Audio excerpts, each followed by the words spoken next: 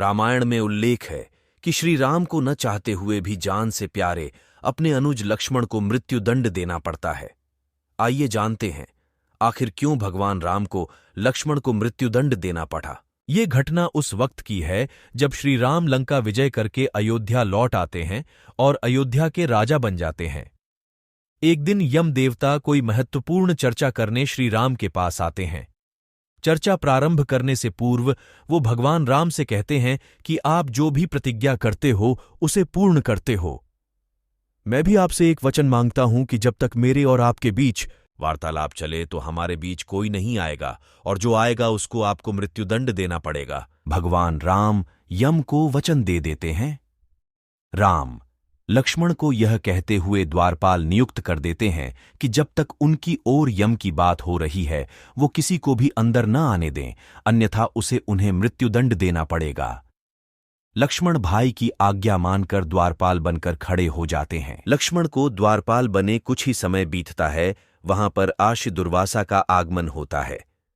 जब दुर्वासा ने लक्ष्मण से अपने आगमन के बारे में राम को जानकारी देने के लिए कहा तो लक्ष्मण ने विनम्रता के साथ मना कर दिया।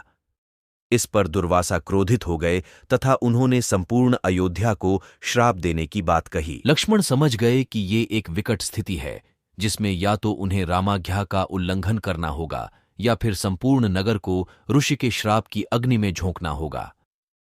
लक्ष्मण ने शीघ्र ही यह निश्चय कर लिया कि उनको स्वयं का बलिदान देना होगा ताकि वो नगरवासियों को ऋषि के श्राप से बचा सकें। उन्होंने भीतर जाकर ऋषि दुर्वासा के आगमन की सूचना दी। राम भगवान ने शीघ्रता से यम के साथ अपनी वार्तालाप समाप्त कर ऋषि दुर्वासा की आवभगत की। परंतु अब श्री राम दुविधा में पड़ गए, क्योंकि उन्हें अपने वचन के अनुसार लक्ष्मण को मृत्युदंड देना था।